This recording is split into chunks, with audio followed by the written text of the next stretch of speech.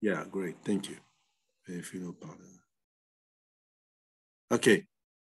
Le son de la réunion peut ne pas être... Oh là là, il me casse les pieds avec le son. Là. OK, je vérifie le son. Hein. OK, apparemment, ça a l'air d'être bon, mais il dit que c'est pas bon, mais j'ai l'impression que c'est bon. L'essentiel, c'est que je suis à la 4e réunion, 4e TD. Je suis en train de répondre à la question d'Antonin sur la différence entre holisme et individualisme, n'est-ce pas? J'ai répondu à la question de Mathis sur... c'est quoi, Mathis? Sur... non, pas positivisme. Une approche positive et une approche normative. Je n'ai pas mis la vidéo pour ça, tant pis pour. Voilà. Je reviens donc à la question d'Antonin sur cette histoire de holisme et d'individualisme. En fait, pourquoi cette question se pose? Vous allez essayer de comprendre déjà pourquoi elle se pose cette question. Regardez bien. Vous vous rappelez que je n'ai pas encore donné une définition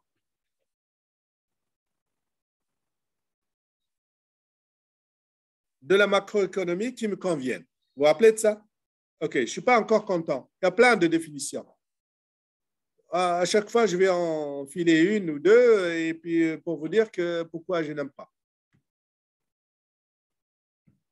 Mais vous allez comprendre le lien avec cette question d'Antonin. C'est que quand on étudie la macroéconomie, n'est-ce pas? On n'étudie pas le comportement d'un agent. Qu'est-ce qu'on étudie? De l'économie, pour ne pas dire la société au sens sociologique. On ne regarde pas les aspects sociologiques. Par exemple, la macroéconomie, il y a un problème sociologique. On ne va pas étudier en macroéconomie le suicide. Le suicide des banques, Platon. Peut-être. On ne va pas étudier des problèmes sociaux, n'est-ce pas? On va étudier des problèmes économiques, mais au niveau macro. C'est quoi, par exemple? Donnez-moi un exemple de problème macro. Le chômage. Un problème d'ensemble, non? Parce que si tu regardes le chômage comme un problème micro, n'est-ce pas? Le néoclassique, ou un de mes parents qui est né, il a travaillé à l'âge de 14 ans, qu'est-ce qu'il va me dire? Les jeunes, ils ne travaillent pas, ils ont le chômage. Ils ne bossent pas. Moi, j'ai travaillé. C'est ça qu'il doit répondre. C'est des fainéants. C'est quoi ce raisonnement-là? Je ne veux pas qu'il est méchant ou mauvais ou quoi que ce soit. C'est un raisonnement? Non, non. Non. Microéconomique. Tu dis, l'individu, il ne veut pas travailler. Il part de quoi? De l'individu. N'est-ce pas? Il part de l'individu. Son raisonnement comme ça. Ça ne veut pas dire qu'il est méchant ou il est bête. Non. Il n'a pas fait de... et avec ses connaissances limitées, qu'est-ce qu'il va te dire? Là, il va te dire quoi? Il va te dire, les gens, c'est ça. Pourquoi? Parce que tu dis, moi, 14 ans, je suis sorti, mes parents m'ont dit, on va chercher du boulot. Et je l'ai trouvé. Et il te dit, ouais, voilà, regarde, j'ai élevé une famille, j'ai une maison, j'ai même une maison que j'ai donnée à ma fille et tout. Il est fier, non? Il raisonne comment? Il raisonne comme ça veut pas dire que c'est faux ou c'est juste. Mais est-ce qu'on est capable de dire, oui, mais la crise de 2008 venue des États-Unis, elle a eu des répercussions sur l'économie italienne ou espagnole. Et beaucoup de gens se sont retrouvés au chômage. C'est quoi ce raisonnement? Microéconomie? Macron? L'individu s'est retrouvé au chômage. C'est pas qu'il est paresseux. On raisonne dans l'ensemble de l'économie, qu'est-ce qu'elle a subi? L'économie, n'est-ce pas? On ne part pas du comportement d'un individu. On considère que l'économie est un être en elle-même. C'est un être qui connaît des chocs, n'est-ce pas? il connaît des chocs qui ont des conséquences sur les individus. Finalement, on part de quoi? On peut partir d'un raisonnement individualiste, ça nous apprend des choses. On les connaît déjà, c'est pas faux, ça existe. Mais si on part d'un autre bout du raisonnement, on dit, regardez l'économie dans son ensemble. Ce pays-là, il a connu un choc, une guerre dans le pays voisin. La Libye a été envahie, détruite. Les Maliens souffrent. D'accord? C'est la faute à qui? C'est l'économie malienne qui a ce choc. Non? Est-ce que c'est... ce raisonnement-là, il ne part pas d'un Malien dans son coin qui est paresseux. Il part de l'économie malienne comme une entité. Il part de l'ensemble. Il fait un raisonnement comment? On dit, en macroéconomie, on dit que c'est un raisonnement holiste. On part de l'ensemble. On ne part pas de l'individu pour remonter et expliquer l'économie. On part de l'économie pour expliquer ce qui est arrivé aux individus. C'est pas pareil. Tu as compris, Antonin? Oui. Et ce raisonnement-là, il n'est pas... C'est deux types de raisonnement. Il n'y a pas de théorie là-dedans. Hein. Il y a juste qu'il y a deux approches différentes. Deux approches différentes. Ça ne veut pas dire que l'une est meilleure que l'autre, ou l'inverse. Les deux peuvent être utiles. Mais il faut juste se distinguer les deux quand vous lisez, quand vous écoutez, distinguer les deux. Donc, quelqu'un qui ne connaît pas, n'est pas spécialiste, il mélange les deux. Il commence à dire de gauche à droite, je ne sais plus le sud. N'est-ce pas? Quand vous parlez, vous devez dire, là, dites comment vous raisonnez. Sinon, les gens ne te suivent pas. C'est comme ça que quand quelqu'un qui parle, il faut que ce soit clair. Il passe de position positive à une position normative, il faut qu'il le dise. Quand il passe d'une posture individualiste à une posture holiste, il faut qu'il le dise. Comme ça, les gens qui l'écoutent, c'est pour ça que des fois, vous écoutez les gens, vous ne comprenez rien. Ce n'est pas de votre faute, c'est lui qui ne sait pas. Il change de danse, passe du tango au Charleston, sans vous prévenir. Les gens qui sont clairs, ce sont les gens qui, quand ils changent de pas de danse, ils vous disent. Là, dans une costume, je vous dis ça. Sinon, vous êtes des personnes.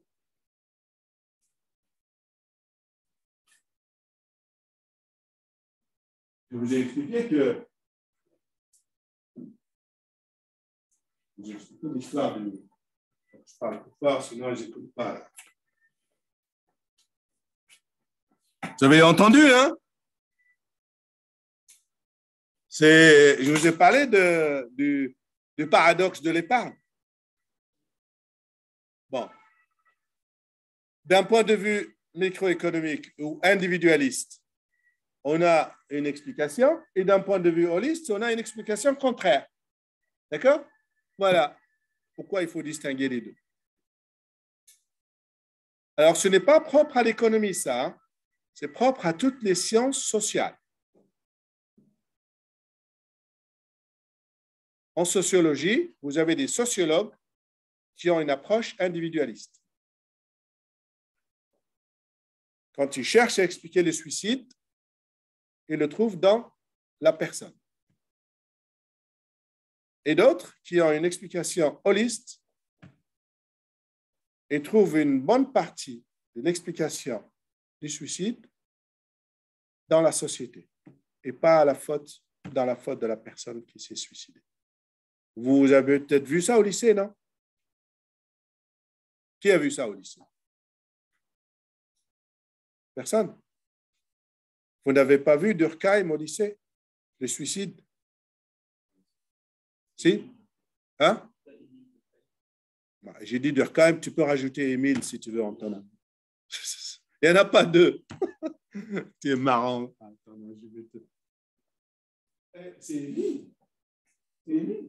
Non, c'est Émilie.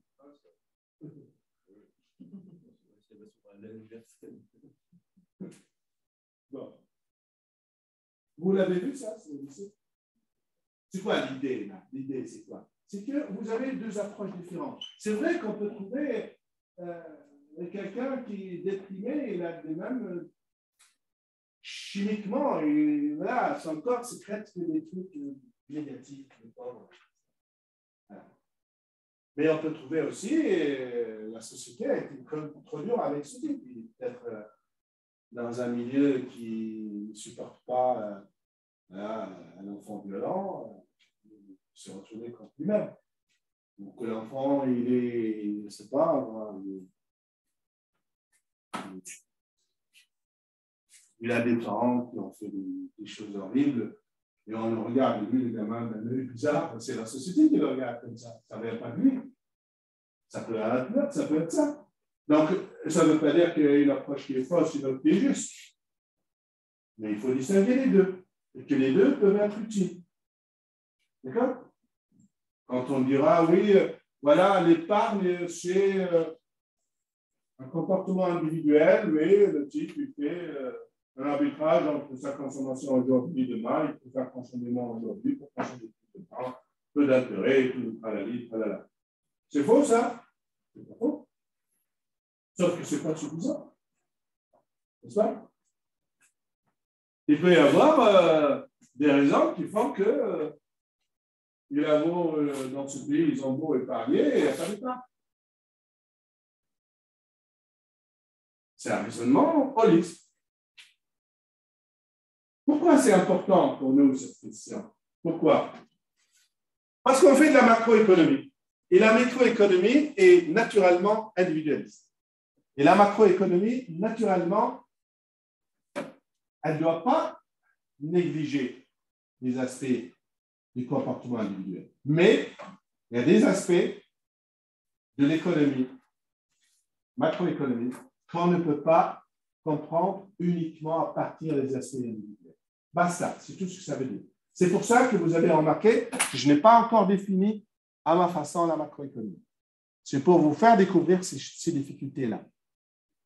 Si dans une définition, vous n'avez pas, vous ne sentez pas ces difficultés de qu'est-ce qui est micro, qu'est-ce qui est macro, qu'est-ce qui est distinct, la définition, elle est torchée, vous la trouverez dans tous les livres.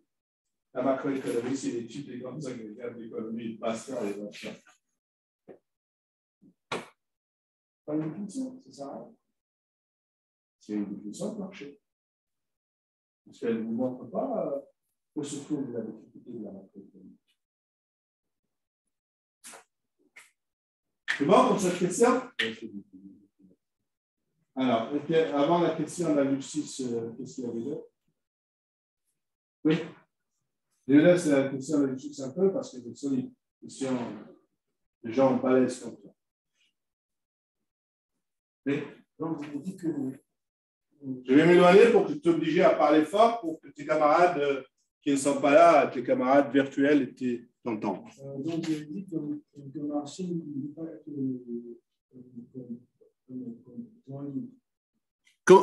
Comment? Je répète un peu. Moi, j'ai dit ça? Bon, il faut éviter cette histoire de toujours, monsieur, vous avez dit que. Essayez de ne plus me faire ça. Parle-moi de ce que toi, tu as compris de ce que j'ai dit. J'ai compris le marché ne peut être ça veut dire qu'il peut fonctionner avec des entraves. Qui ne veut plus de cette barrière. Alors, comment sera le marché souvent le régime néolibéral? On ne dit pas libéraliste, hein? Néolibéral. Bon, écoute, cette question, ce n'est pas comment doit fonctionner le marché dans une économie néolibérale. Ce n'était pas ça mon idée. Je vais rectifier ta question avant de répondre.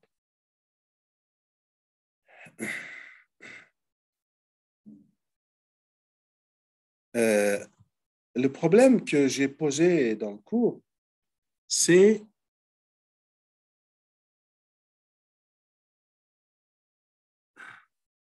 que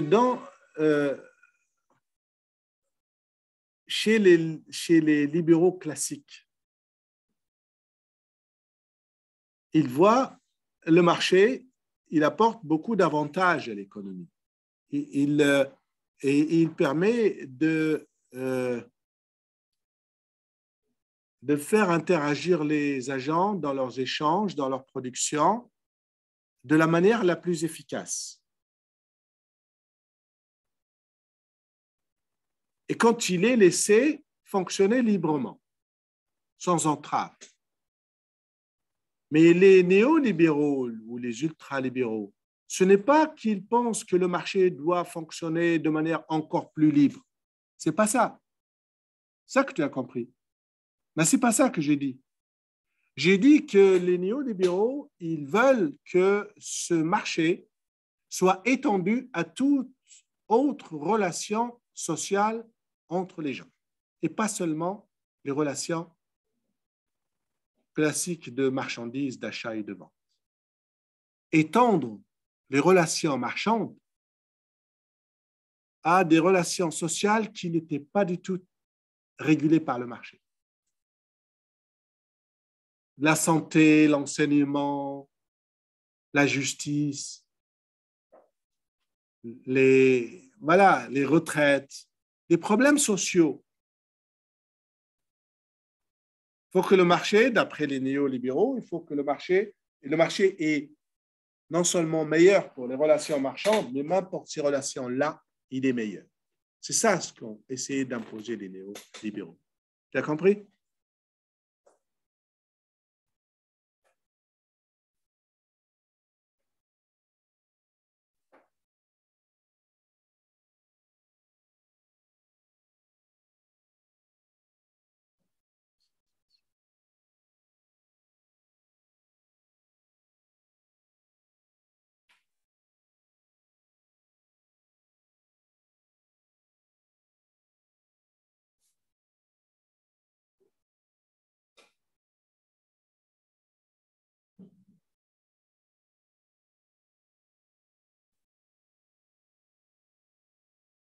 C'est sûr que tu as compris, jeune homme? Are you sure?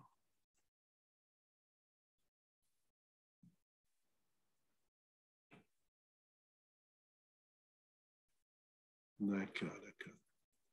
Est-ce qu'il y a une autre question avant de passer à la question de la justice?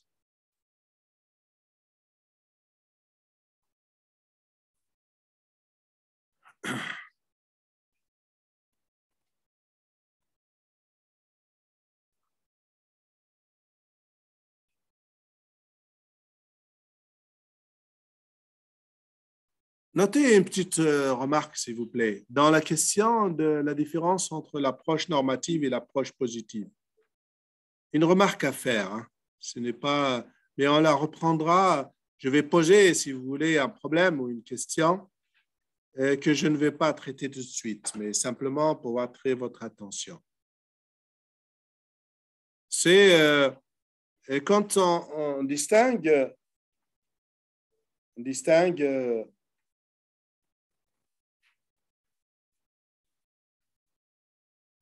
l'approche positive et l'approche normative.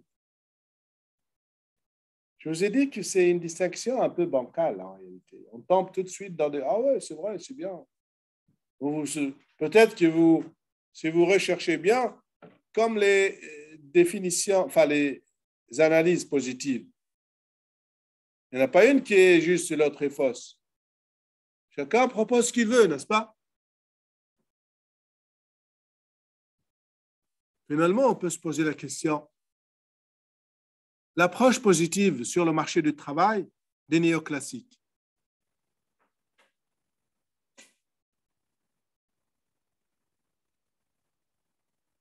Elle aboutit au fait que les jeunes sont nombreux à être au chômage, c'est parce qu'ils sont paresseux, n'est-ce pas? Ils n'acceptent pas un salaire plus faible. Très bien. Donc, la recommandation, c'est de baisser le salaire. Ou qu'est-ce qu'on fait s'ils sont très paresseux? Qu'est-ce qu'on fait alors? Même s'ils baissent le salaire, ils n'acceptent pas.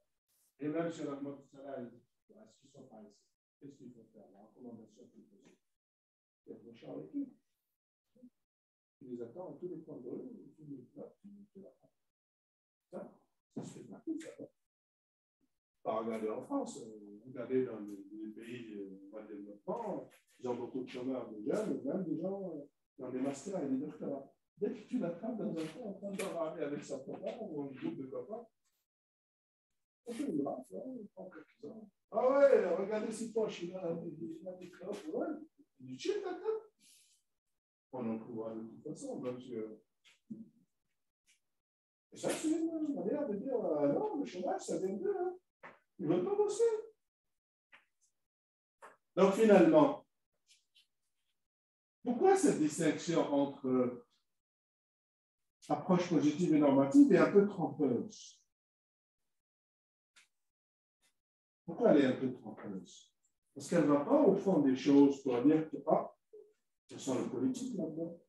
Si l'équipe a choisi cette façon d'analyser pour arriver à dire que le chômage, c'est la faute du chômeur, c'est que dans sa tête, il a choisi une analyse qui l'amène à ça. Il a déjà la conclusion dans sa tête, la recommandation, il a déjà avant de faire l'analyse. Hein? C'est possible ça, non? Parce que le vieux qui te dit les jeunes sont paresseux, et voilà ce qu'il faut faire, il connaît déjà la réponse, ce qu'il faut faire avant de faire cette analyse. Parce que les jeunes passent, ils font des cris, et le soir, ils entendent du bruit, et puis, peut-être que sa petite fille a été embarquée par un jeune, il n'aime pas sa gueule et tout. Les jeunes, c'est ça, c'est des salauds. Et du coup, quand tu fais un raisonnement sur le chômage des jeunes, ils ne vont pas te dire qu'il y a une crise aux États-Unis, il n'y a rien à voir. Ils ne vont pas te dire qu'il y a.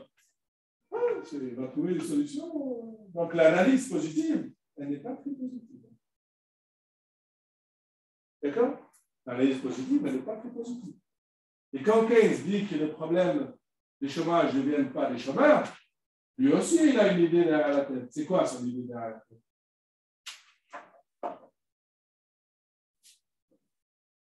Il a la haine des néoclassiques. Point barre. Il ne faut pas oublier ça. Il a la haine des néoclassiques. La haine de. Il a la haine des néoclassiques. Vous savez d'où vient sa haine des néoclassiques? Vous savez, c'est un étudiant, un jeune très brillant. Il était très brillant. Mais il était dans un milieu très. Tu peux faire ça?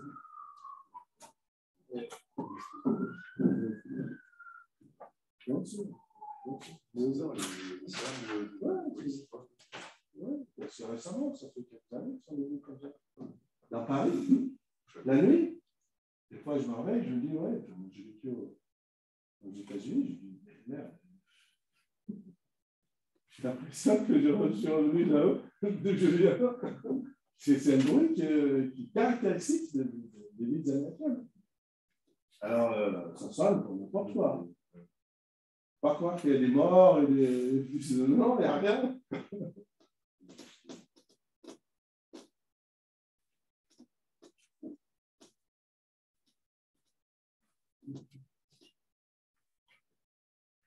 Alors, c'est une anecdote, une parenthèse. C'est pour ça que je vais aller de l'écran dessus, je vais quand même le raconter ça. Keynes, il a la haine des néoclassiques. Pourquoi? Parce qu'il vivait dans un milieu, c'est étudiant, son prof était Pigou. Vous connaissez Pigou? En tous les cas, vous connaîtrez en économie l'effet Pigou, la loi Pigou. Voilà. Pigou, c'est la taxe Pigou. C'est un auteur qui a marqué un peu son époque. On dit une taxe pigouvienne. Une taxe contre.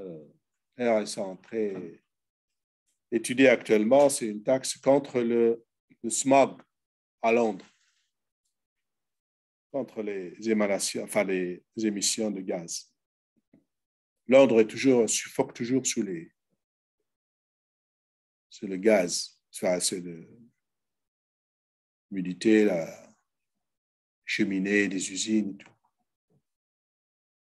Donc, Pigou a inventé une taxe qui s'appelle la taxe pigouvienne, qui porte son nom. Vous la verrez quand on ferait de la fiscalité. C'est un auteur très connu. Donc, dans les fonctions de consommation, il y a un effet qu'on appelle l'effet Pigou. Donc, son prof Pigou, à l'examen, lui a donné 4 sur 20. Et Keynes, prétentieux comme il est, ça lui est resté là. Pourquoi elle est venue, cette haine? Parce que cette note, c'est quand ils font leurs examens, tu choisis le poste dans lequel tu vas travailler en fonction des notes. Et surtout la note de Pigou. La note de Pigou, elle est importante. Donc, lui, il est dans un milieu à Londres qui s'appelle le Bloomsbury. Le Bloomsbury, vous connaissez Bloomsbury à Londres? Il y a un mouvement culturel, intellectuel qui s'appelle le Bloomsbury Field. Il était une personnalité très importante dans ce mouvement intellectuel. C'est un mouvement un peu, pas seulement de gauche, mais un peu olé olé. Georges Bernard Shaw, tout. Il y a même des homosexuels très célèbres dedans et tout. Déjà, Pigou, il ne les aime pas. Et en plus, Keynes, c'est quelqu'un de très brillant. Il lui a flanqué un 4. Donc, il devait choisir les postes qui lui restaient. Et qu'est-ce qu'il a eu comme poste? Un comptable à la marine en Inde. Donc, tout ce qu'il y a de pire. Depuis, il a une haine qui ne déclenche jamais des classiques. Parce que Pigou, c'est le représentant, un peu le défenseur des néoclassiques. Donc, s'il a essayé de trouver une explication au chômage, ce ne sera pas l'explication des néoclassiques. Vous comprenez bien. Et donc, sauf que toute sa théorie est construite comme ça.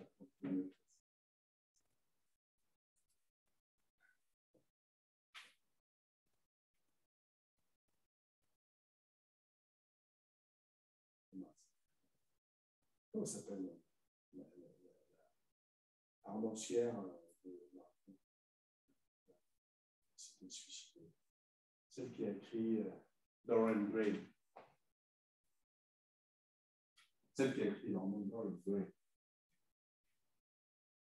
Elle est connue par des grands livres de littérature. Comment ça s'appelle?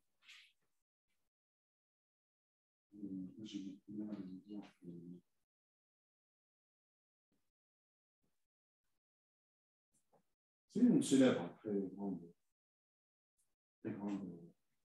romancière anglaise. C'est dans le même plan. C'était suicidé. Pour revenir au suicide, elle, c'est pas un suicide social. Pas surtout, je sais pas.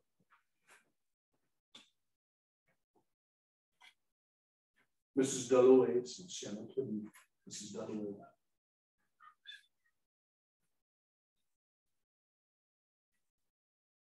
Quand je vous dis Georges Bernard Shaw, vous savez quelque chose? Non, pas du tout. Virginia Woolf. Virginia Woolf. Oui, c'est ça. Virginia Woolf, oui. Elle est belle, hein? Mais quand tu mets Georges Bernard Shaw à côté, ils se ressemblent. Sauf que Georges Bernard Shaw, c'est un homme, on n'a une femme. Vous l'avez vu, Georges Bernard Shaw? Comment? Georges Bernard Shaw. Il porte un fourrure comme ça de femme, c'est un homosexuel. Vous connaissez peut-être ce type? Non, mais attention, c'est un homme. Et vous lisez ce qu'il a écrit, ce type. C'est un délice.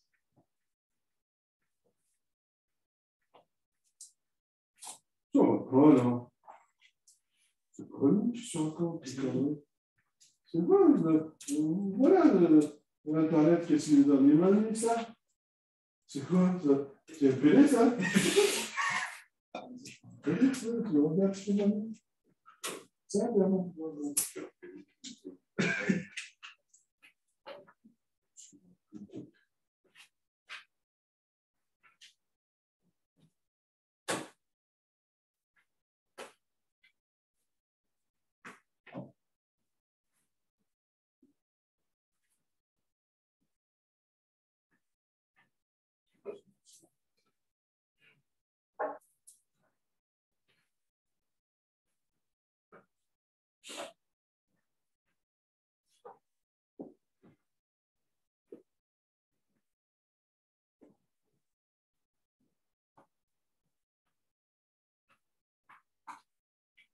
C'est un auteur très connu qui a beaucoup d'histoire avec la France parce qu'il était exilé à cause de son sexualité en France.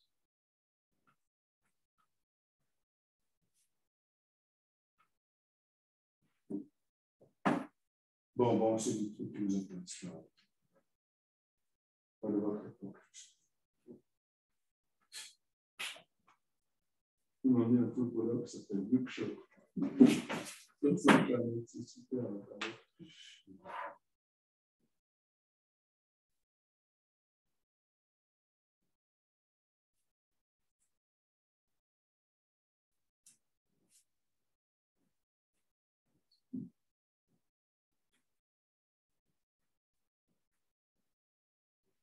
Je commence à avoir des petits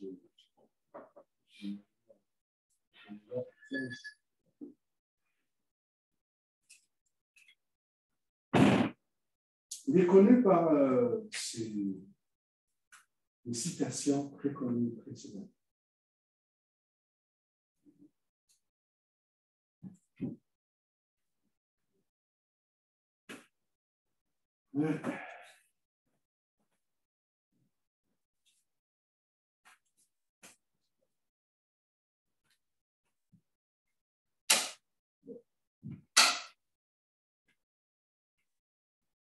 Vous avez des livres de citations. Vous passez des heures et des heures à les lire, c'est une délectation.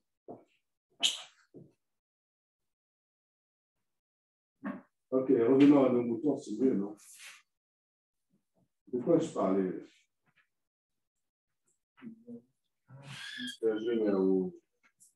Celui. Ouais, c'est lui. C'est lui, tu vois bien qu'il ressemble à Virginia Woolf? C'est pas lui. Tu vois? Ça, c'est sa photo, on dirait une femme, tu vois? Et lui, il a une image dans la tête. Non, mais c'est lui. Il y a une photo de lui qui est très célèbre, avec une. Lui, là, il est vieux. Là. Il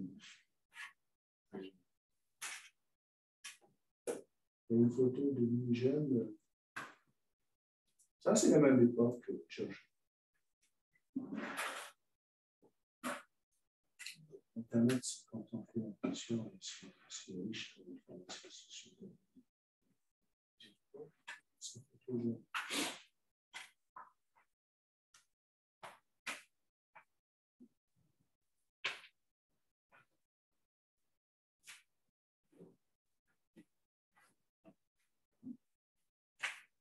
Bon, laissons tomber.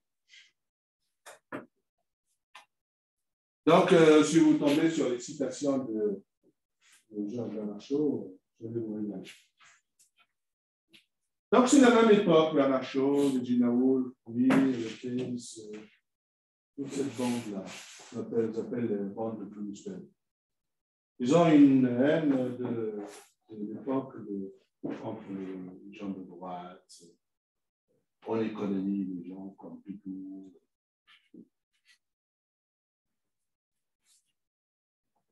Donc, c'est pas. Pourquoi je voulais vous parler de ça? C'est pour vous dire qu'entre les deux positions, positive ou normative,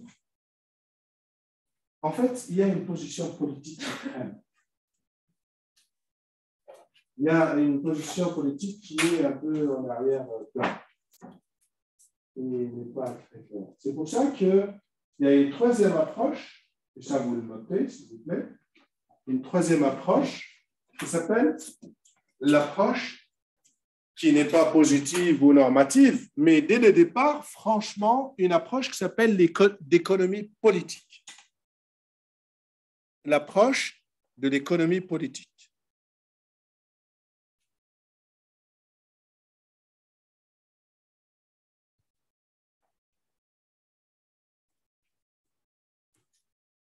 Ça veut dire qu'on considère que les relations entre les agents ne sont pas des relations aussi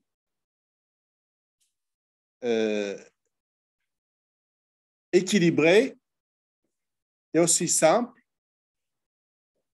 que ne le pensent les néoclassiques, par exemple, sur le marché, et que chacun arrive avec son lot de pouvoir et une sorte de rapport de force qui est instauré entre les gens et qui, lorsque on tient compte de ces rapports de force et de ces relations de pouvoir, on peut mieux expliquer le comportement des gens.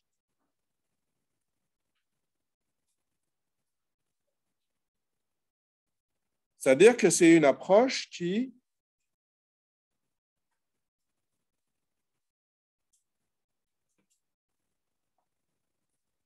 n'exclut pas le politique dans les relations, que ce soit d'échange ou autre. Si vous prenez par exemple les relations entre les agriculteurs et les grandes surfaces. Tout le monde connaît ce système.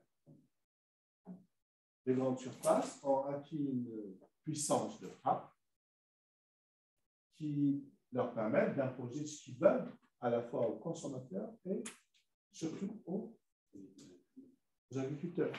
Donc, tu ne peux pas étudier la consommation du consommateur de ces produits sans tenir compte de ces rapports de force qui sont politiques. Donc, la troisième approche de l'économie politique, elle consiste à dire, il ne faut pas partir du postulat tout le monde est beau, tout le monde est gentil, tout le monde a les mêmes puissances, la même force, le même pouvoir, et on va regarder l'offre et la demande. S'il y a un rapport de force au bénéfice de certains, il faut en tenir compte, et c'est ça qui va te permettre de ne pas tomber dans des conclusions et des analyses erronées.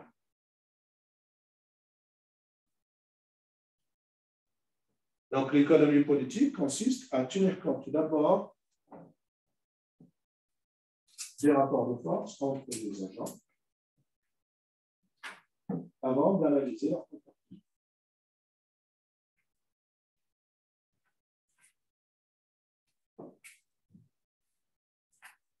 Combien il me reste de temps pour la question de la justice? Combien? 12 minutes. Je vais aller rapidement et ce sera pour une autre fois, d'accord? Parce que c'est une question longue, importante, qui a beaucoup d'intérêt.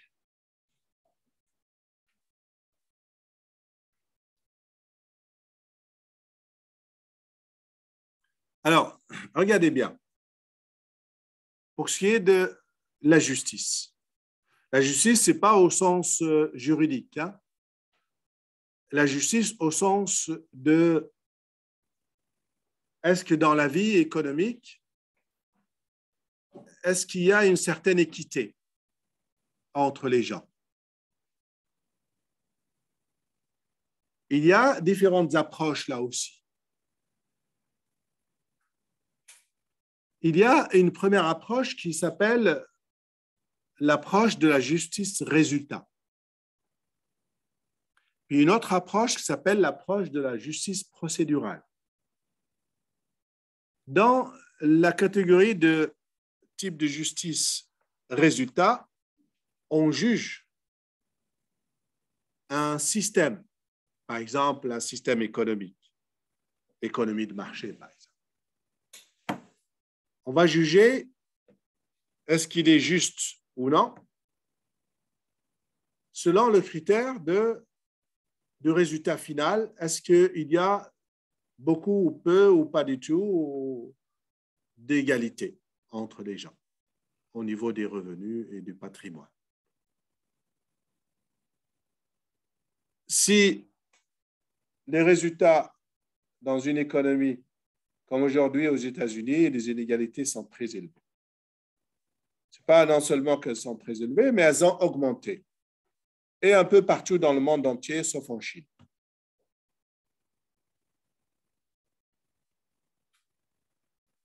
Si on regarde les résultats, le résultat final, si l'inégalité est élevée, on dit que le système qui a permis cette inégalité est un système qui n'est pas juste. Le système de l'économie libérale, l'économie de marché, n'est pas juste. C'est expéditif comme raisonnement. Mais il y a des théories de la justice qui jugent de ce qui est juste et ce qui ne l'est pas en fonction du résultat final. Et puis, vous avez la justice procédurale. C'est quoi la justice procédurale? Ou le critère procédural de la justice? C'est de dire que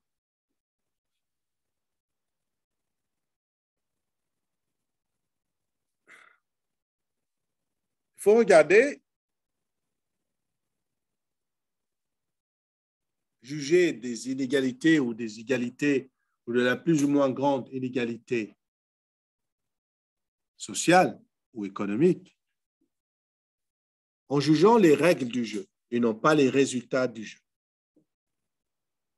Vous l'avez vu ça au lycée.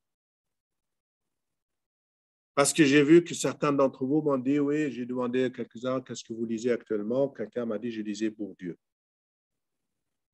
Et vous avez vu Bourdieu au lycée, non? Et donc, Bourdieu, il est quelqu'un qui a une approche de la justice sociale en termes procédurés. Il considère que c'est la procédure, les règles du jeu qui induisent d'inégalités. Même s'il y a des corrections des inégalités par la suite, il considère que les règles du jeu sont faussées dès le départ et qui impliquent une inégalité sociale.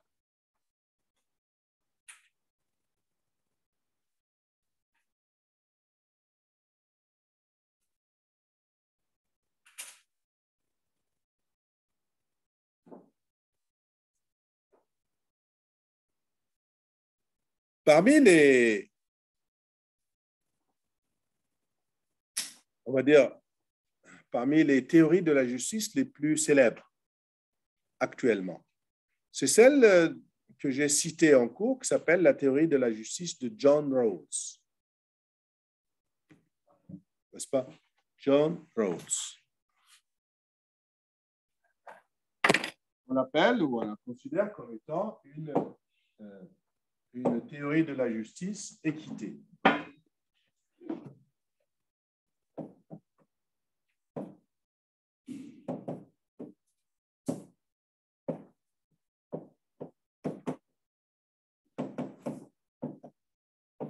Alors, équité, c'est un peu plus précis qu'égalité. Équité, c'est dans le sens où chacun selon ses mérites et selon ce qu'il nécessite. Deux choses. Je vais expliquer. Il a un livre qui est très célèbre, que vous trouvez partout, qui s'appelle Theory of Justice. Donc, cet auteur-là, vous devez bien le considérer parce qu'il a influencé beaucoup d'hommes politiques dans le monde entier avec cette théorie. Sa théorie de la justice équitée.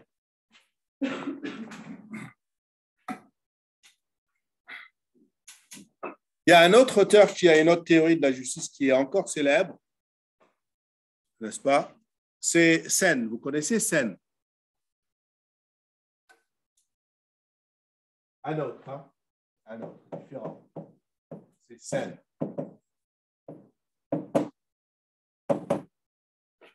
En quelle année il a eu le prix Nobel d'économie, je me rappelle. C'est récent, hein? Il vit parmi nous. Ah non, je crois qu'il est mort récemment. Sen? Non, je ne pense pas. En tout cas, il n'est pas vieux. Nobel, quelle année? 95? Je ne sais plus. Je ne sais plus. Amartya, il s'appelle. Amartya Sen. Sa théorie de la justice s'appelle The Theory of Capabilities.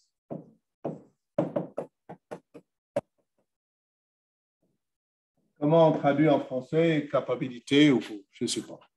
Capabilities. Amartya Sen, c'est celui qui a inventé l'IDH. Vous connaissez l'IDH? C'est lui qui l'a inventé. C'est lui qui l'a imposé au niveau des Nations Unies. C'est son idée à lui. C'est pour ça qu'il a eu le prix Nobel. Il a des écrits très intéressants sur l'économie. Il a une théorie qui est un peu différente qui s'appelle Theory of Capabilities. Surtout, elle est très intéressante pour les pays très pauvres. On vient de l'Inde, oui. Là, j'ai cherché il y a 87 ans, il est encore vivant. Il est encore vivant? Ouais, j'imagine. Il n'est pas vieux. Hein? 87 ans, ça commence à faire. Ah, comment ça fait? Attends, c'est un type qui a une vie pleine et il est marié à une belle italienne. Et il a reçu le prix Nobel d'économie en 1998. 98. Et voilà, ça fait pas longtemps. Pour vous, ça fait longtemps. Ils n'ont pas montré sa femme. Je ne sais pas pourquoi les femmes adorent les amis. Après la belle, mais je suis bon.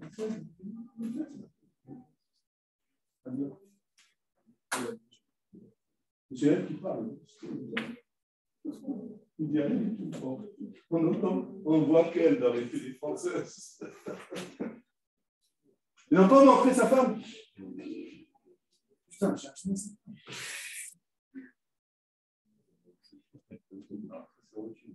Non, pas Rothschild. Ah oui, tiens, il a été marié à une Rothschild. Et après, il s'est marié à une italienne. Oh, c'était chaud, ce type. Non, mais je comprends que les femmes les tombent comme des mouches. Il est intelligent. Bon, tu vois, c'est pas ça. Je ne même pas de ça. Moi, je ne sais rien, je ne sais pas si on demande ça aux femmes qui ne m'approchent pas du tout. Je n'ai pas vu des femmes tourner autour de moi, non? Ah non, oui.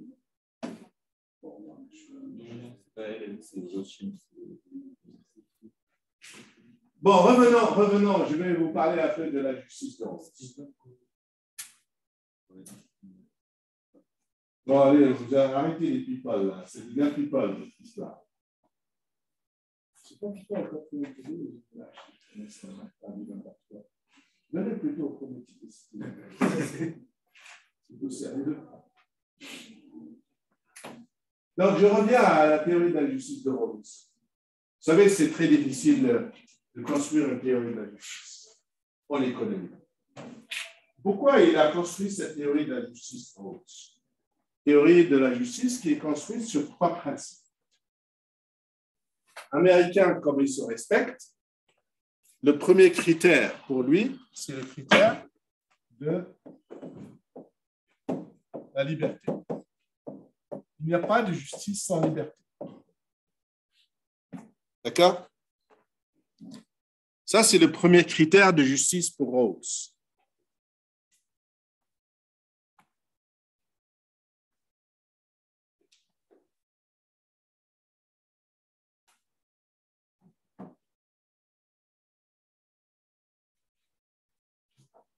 Deuxième principe de justice, ça veut dire qu'il faut que tout le monde ait la liberté d'accéder. C'est quoi cette liberté? C'est la liberté d'accéder à toutes les positions sociales. Il ne faut pas que la position sociale la plus élevée soit fermée à certains. C'est ça la liberté. Liberté d'accès. D'accord?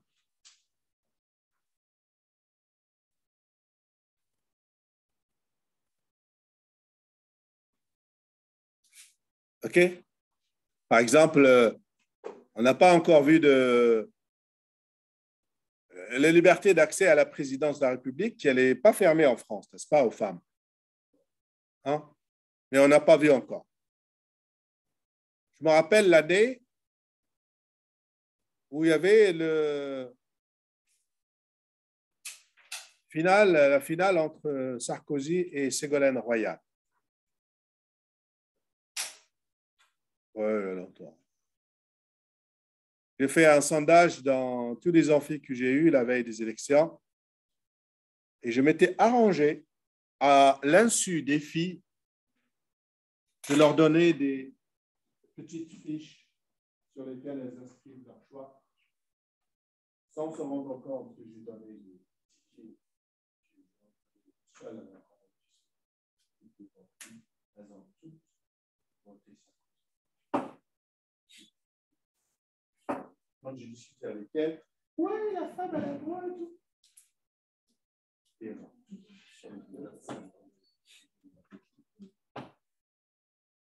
toutes Sarkozy. Et après, quand je leur ai montré le truc, voilà, vous avez toutes voté Sarkozy. C'était leur argument. C'est ça. Ouais, mais c'est vrai, mais pas beaucoup. Je vous assure que c'est ça. Vous avez fait pareil avec Oh, c'était pas une période de classe. C'était pas en période de classe. La période de Ségolène Royal et autres, c'était assez tôt au cours de l'année. Je ne me rappelle plus quel moment de l'année, mais j'avais au moins 5-6 amphithéâtres pendant plusieurs jours. Je faisais le sondage. J'ai fait un sondage avec des feuilles. Tout était contre. Donc, ça, c'est une position qui est fermée aux femmes, mais pas mentalité des femmes. Ce n'est pas fermé de manière. Vous avez des pays où, voilà, il y a des noirs et des blancs, c'est fermé en noir. C'est une discrimination, c'est fermé, voilà. Ici, la première condition, c'est liberté d'accès à tous les concepts. Ce n'est pas écrit nulle part que c'est interdit. Oui. C'est pour ça que les filles sont élues, parce que tout le monde peut devenir si on est élu, mais pas. Voilà. Les deux autres conditions, je te dirais l'extra.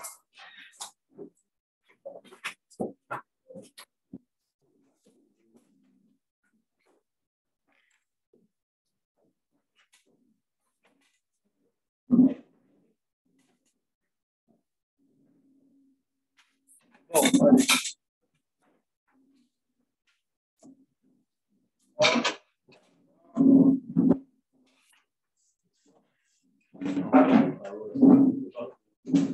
Donc, n'oubliez pas, je vous enverrai les documents des vidéos et consultez-les.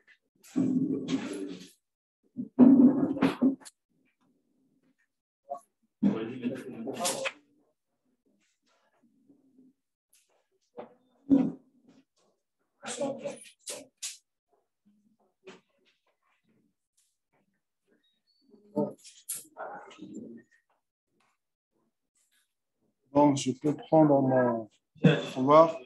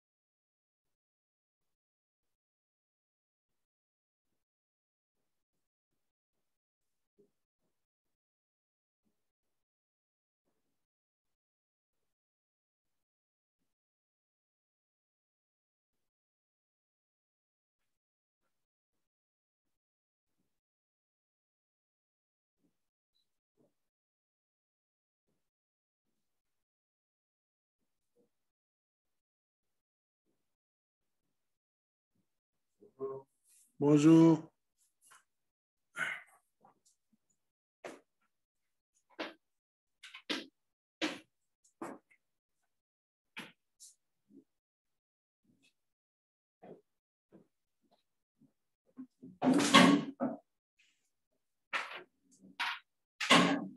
Doucement.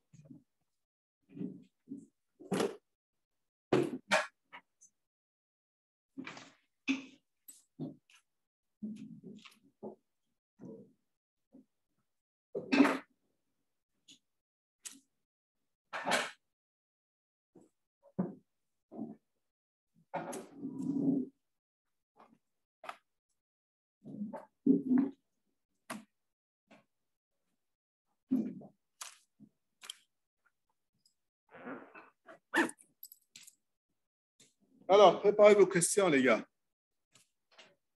Et les filles aussi. Si y en a. 2, 3.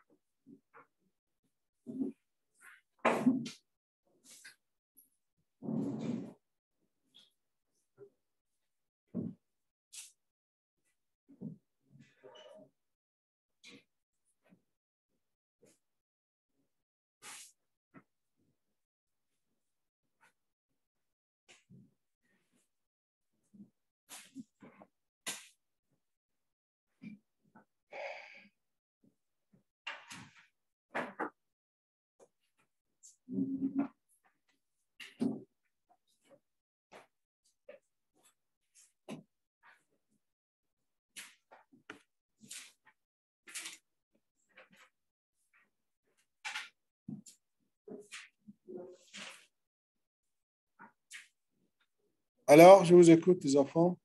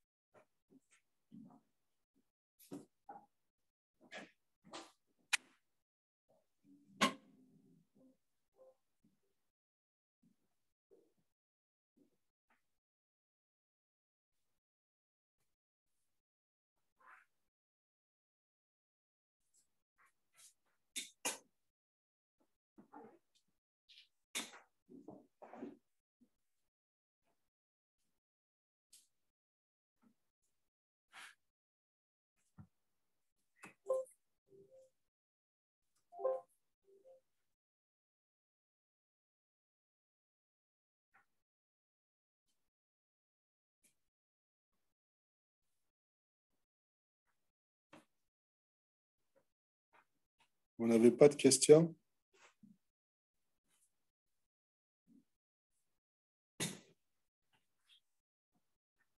Mhm.